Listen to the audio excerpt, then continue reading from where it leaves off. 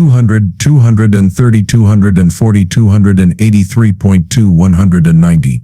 Parker Schnabel made a huge discovery that could destroy his opponents, just as they believed he was losing money on his dangerous Dominion Creek gamble.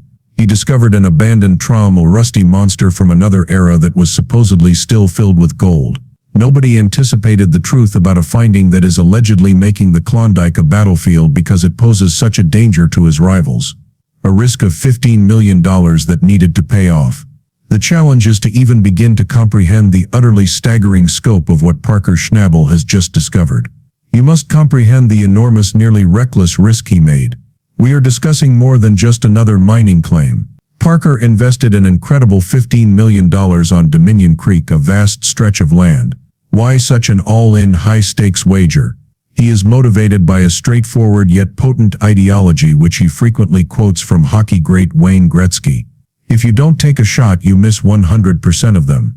Parker was also taking the biggest, boldest risk of his career with Dominion Creek. For me, the fight is just getting started. You also need me to prevail in the conflict. I must be your staunchest ally. You'll enjoy yourself here, I believe. I believe you'll succeed. An almost unimaginable 5,000 ounces of gold in one cruel season was his declared objective.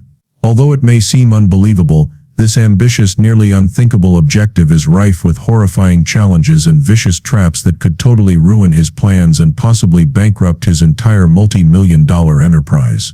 Every exhausting day at the Dominion Creek mining site presents a fresh, heartbreaking set of difficulties.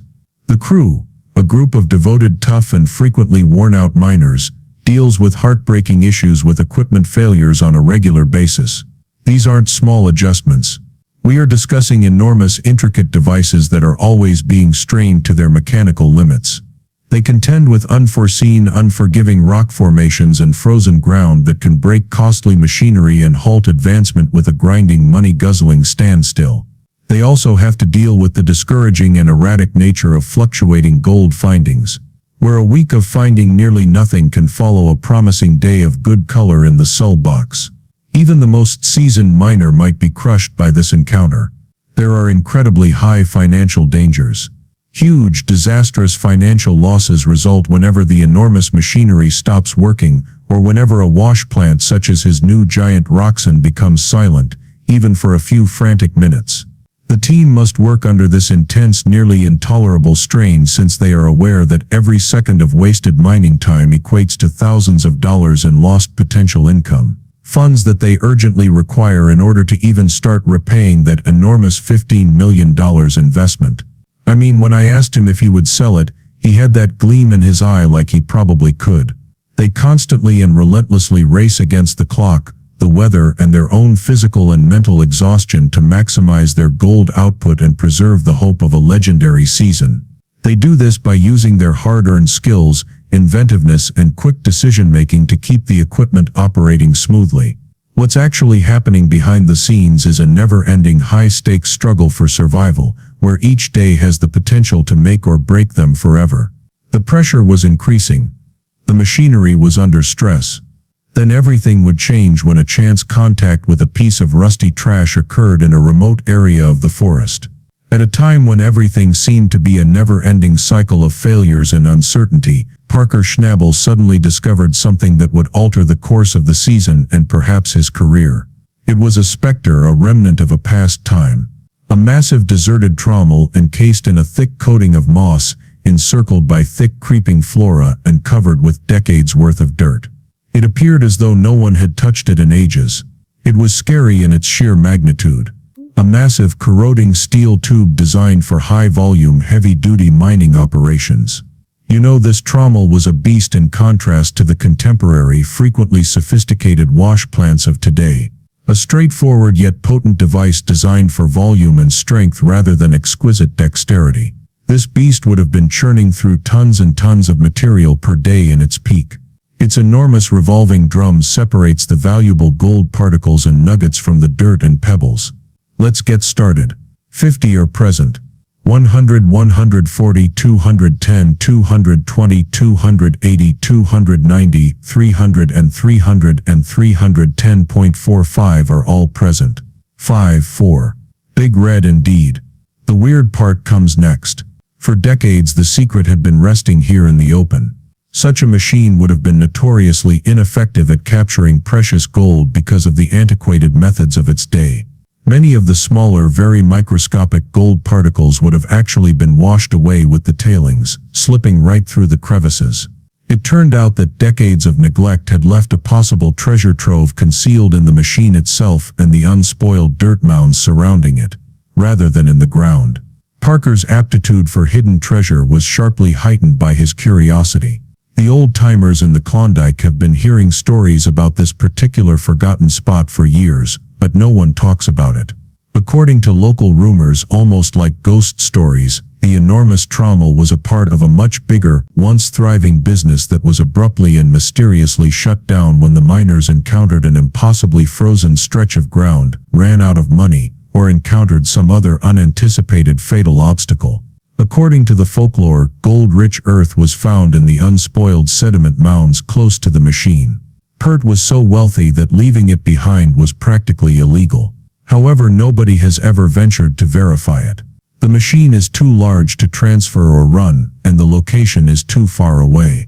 The slight gleam of something shiny, something yellow, halted Parker in his tracks as he scraped aside decades of grime and took his first tentative look inside the enormous drum.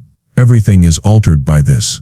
Unquestionably, it was evident right away that this was no typical empty relic. This was a jackpot waiting to happen, a potential gold rush. It was more than a few lost gold flakes that Parker had found inside that corroded trauma. It was a hint, a revealing tidbit of something much more significant. Something that might fundamentally alter the course of this abandoned mine's history and possibly the operation's whole destiny. It would be an epic battle to bring that multi-ton-on rust-welded beast back from the dead, but discovering a big machine full of gold is one thing. The resurrection is a titanic struggle against corrosion, rust, and time.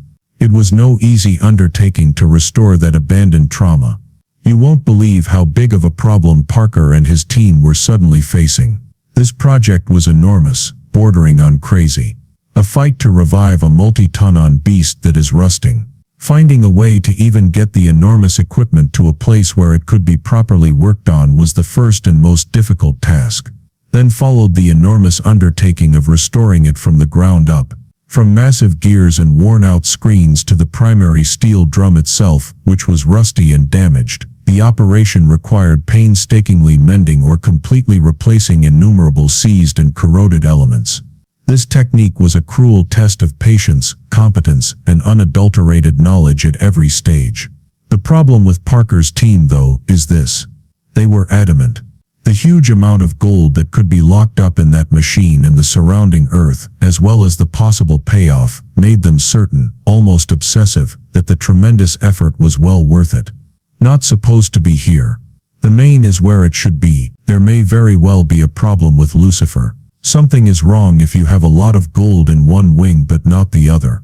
As the team worked, they discovered an unexplored enormous sediment mound next to the trauma, as if it couldn't get much stranger.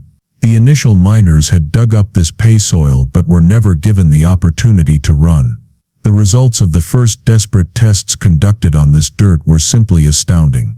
Compared to Parker's typical mining operations at Dominion Creek, the concentration of gold and the sheer quantity of flakes in each pan were much far higher. It wasn't merely encouraging. It was a game-changer with certification. It was more than simply dirt. The prize was a jackpot. A hill disguised as a treasure chest. Parker skillfully blended traditional mining techniques with state-of-the-art technology to set up a temporary processing plant on the property and guarantee that not a single valuable gold particle was overlooked. Given the risks, Parker said, there's a lot of pressure on revenue right now. We haven't had that kind of pressure in a long time, but we have a chance now that we have two plants operating. The outcomes exceeded everyone's expectations. Day after exhausting day, the amount of recovered gold rapidly and stunningly increased into the millions of dollars. As it happens, there was more to the tale. With some historical detective work, Parker's team dug into the trauma's background and found ancient, lost documents that suggested there were additional abandoned locations linked to this exact machine. The trauma seemed to have been a component of a larger network of actions. They might all be concealing comparable lost fortunes. These ancient dusty logs provided a treasure map to even more undiscovered wealth by describing regions with exceptionally high amounts of gold. All of a sudden it made clear. There was more to Parker's discovery than the gold in this particular location. It served as a starting point and a key to a much bigger, possibly much more profitable treasure search throughout the Klondike. The process of restoring the Trommel itself turned into a historical expedition. From the damaged panels that spoke of a hard existence to the corroded gears, every part of the machine had a story to tell.